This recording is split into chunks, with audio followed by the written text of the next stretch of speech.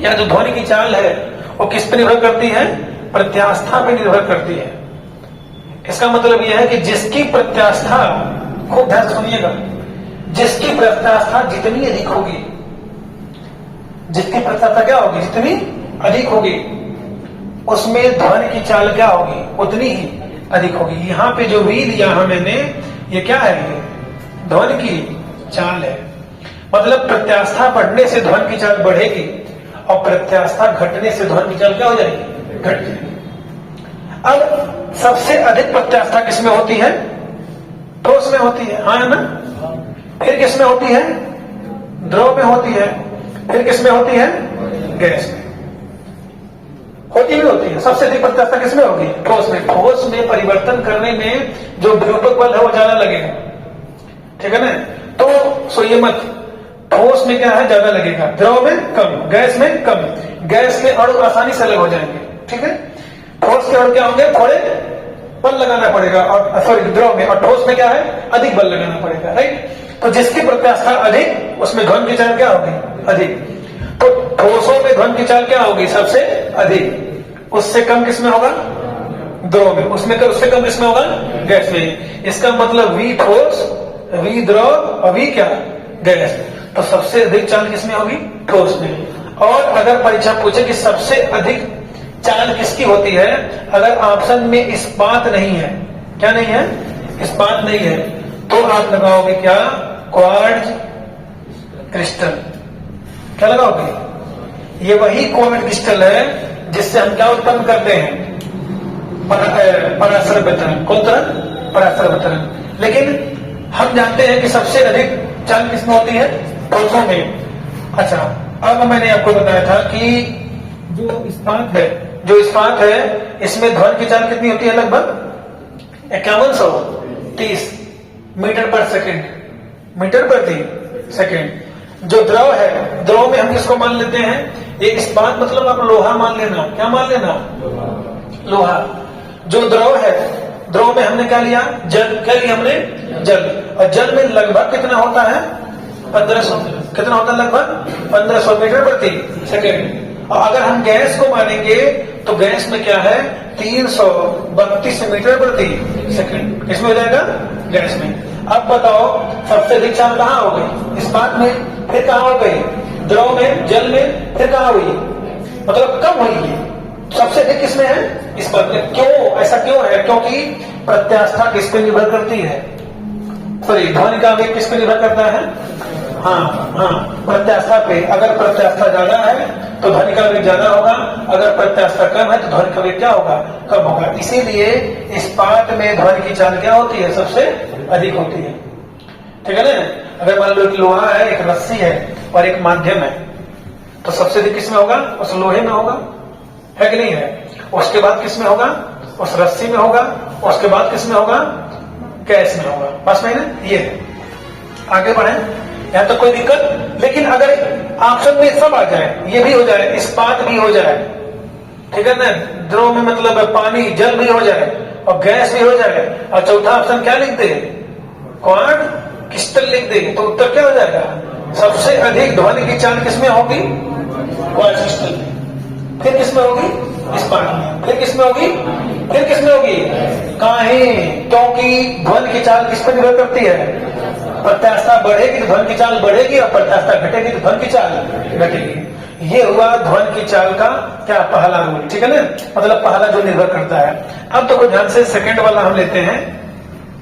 अगर मान लो आप ताप को बढ़ा दिए, क्या बढ़ा दिए? ताप को। अगर आप ताप को बढ़ा दिए, इस तरह बढ़ा दोगे ताप को, यही ना? मतलब अगर ध्वनि की चाल बढ़ेगी, अगर ध्वनि की चाल बढ़ेगी तो ताप पर क्या प्रभाव पड़ेगा? ठीक उल्टा चलो, अगर ताप बढ़ेगा तो ध्वनि की चाल पर क्या प्रभाव पड़ेगा? तो कुछ इस तरह प्रभाव पड़ता है। इसका मतलब ये क्या है भाऊ? बताइए क्या है? ये ताप है। इसका मतलब ताप बढ़ने से ध्वनि की चाल क्या होती है? बढ़ती है। और पाती है ना भाई? अगर हमने कहा कि ताप 4 गुना बढ़ गया तो अंडर रूट टी में कितना हो जाएगा? 4। तो पहले क्या था? अब कितना गुना हो जाएगा? 2 गुना, है कि नहीं है? फिर कहा हमने ताप 16 गुना कर दे, हम कितने कर दें 16 गुना, तो क्या गुना बढ़ जाएगा 4 गुना। इसका मतलब अगर किसी माध्यम में ताप को बढ़ा दोगे ना, टेम्परेचर बढ़ा दोगे ना, तो ध्वनि की चाल क्या हो जाएगी, बढ़ जाएगी। क्यों बढ़ेगी?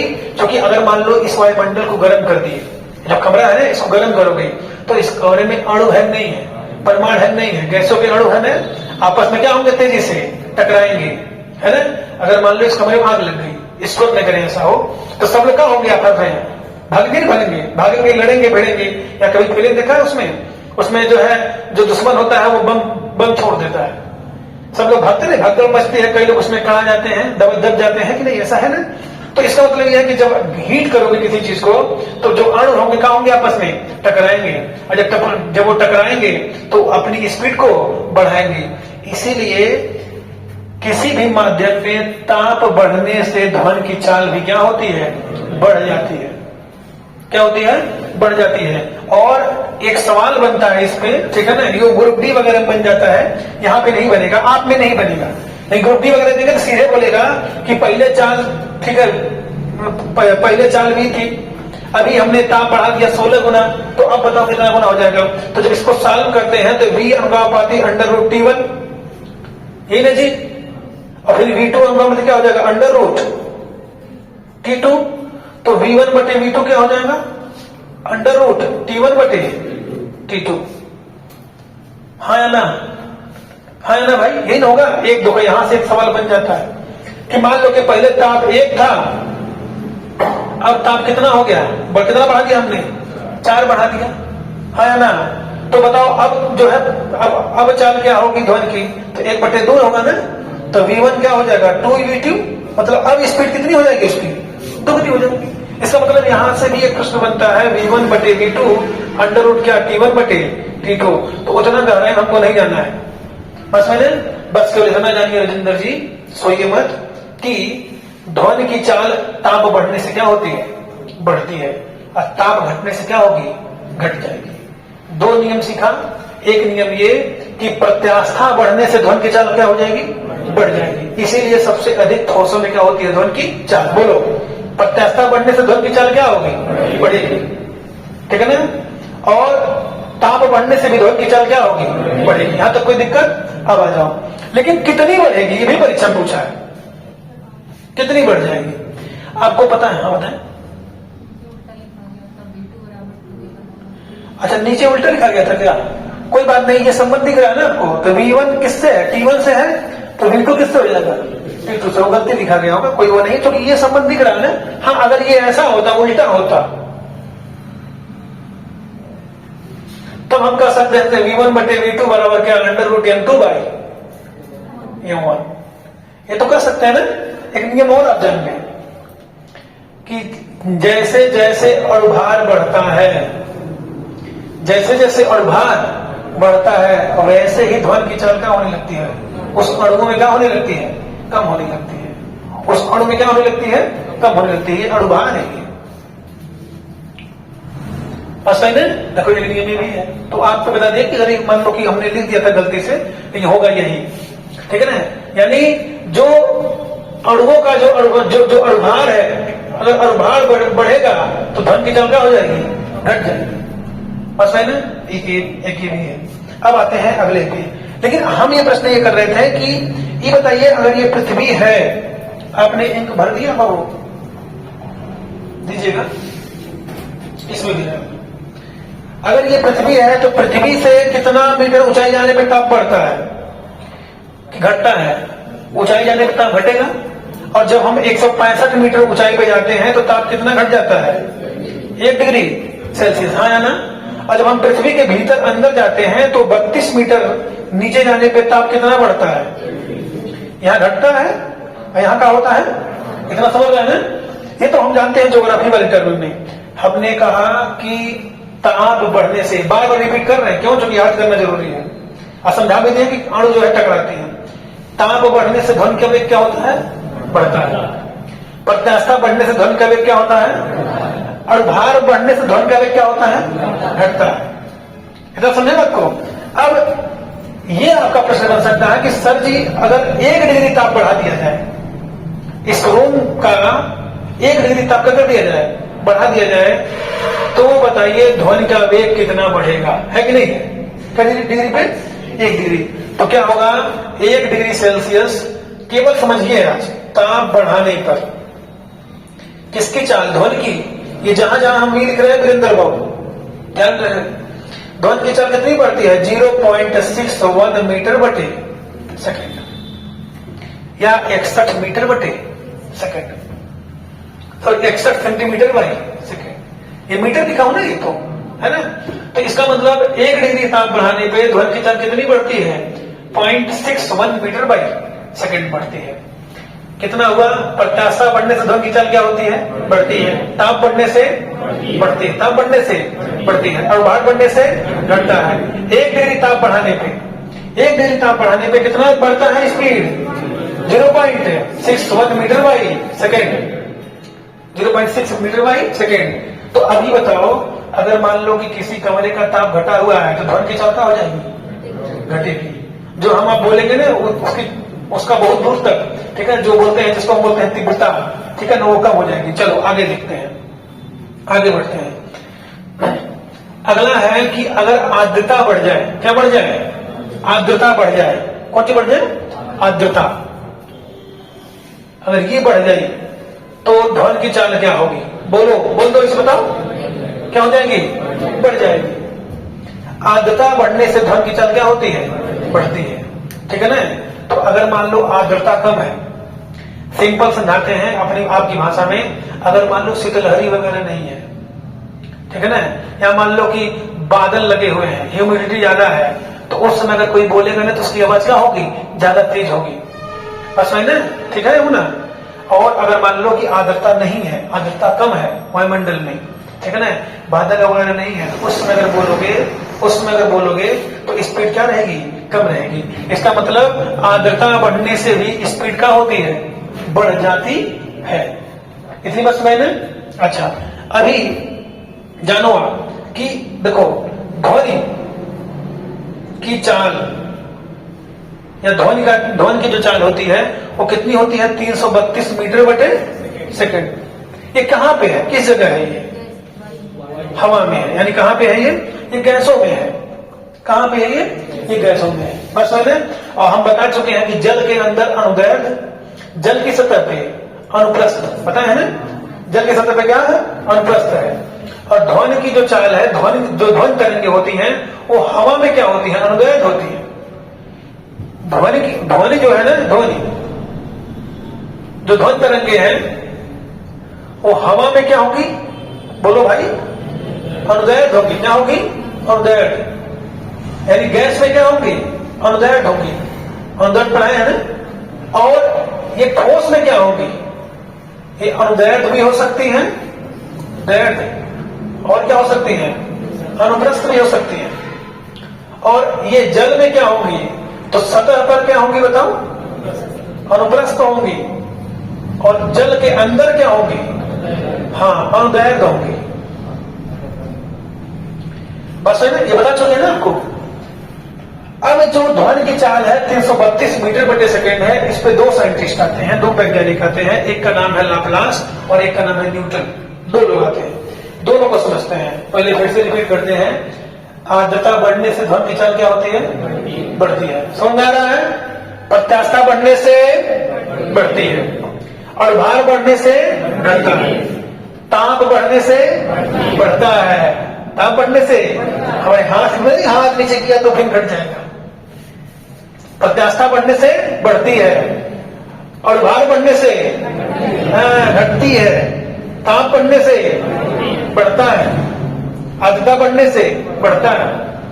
हर जगह इसकी चाल क्या होगी? अलग अलग होगी। क्यों? क्योंकि हर जगह प्रत्याशा क्या है? अलग अलग है। हर जगह क्या है? अलग अलग। किसकी बात कर रहे हैं? ध्वनि की चाल की।